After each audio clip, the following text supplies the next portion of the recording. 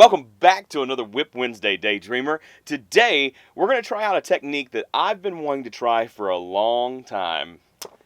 Pastels. Have you ever been building a kit while daydreaming about building another kit? That's how you get to WIP Wednesdays.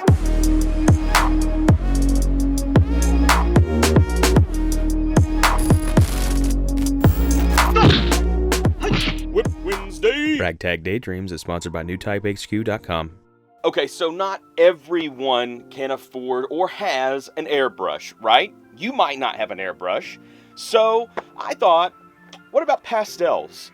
What limited things that I know about it and the limited experience that I've had 20 years ago in high school was that they were really fun and it got you, using your fingers a lot instead of needing a lot of complex tools and other things like an airbrush. Heck, you don't even really need a paintbrush. If you have these and you have your fingers, more than likely you can get the job done. Now, there's some pros and cons in today's episode. So not everything worked out, but it was a learning experience. So I picked up a kit that's been collecting dust and is missing part of a hand. So I could just kind of give this all a try. So, yeah, if you like stuff like this where somebody else tries out and experiments with new hobby techniques for you, feel free to subscribe to this channel and like this video, and I hope you do like it. Let's go ahead and get started.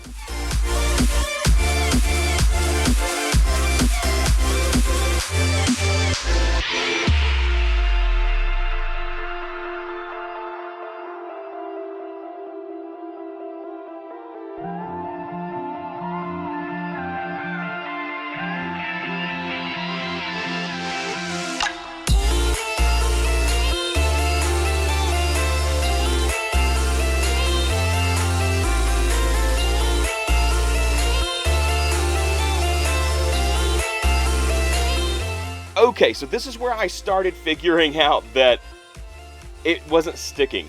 The slick surface of the plastic pieces, not necessarily mold release or anything like that, just the nature of how slick the plastic wasn't allowing the pastel to adhere. Now, you might have better luck if you try this at home with a oil-based pastel. These are not oil-based pastels. So that could change the game, but I don't know. This is just what I have this time.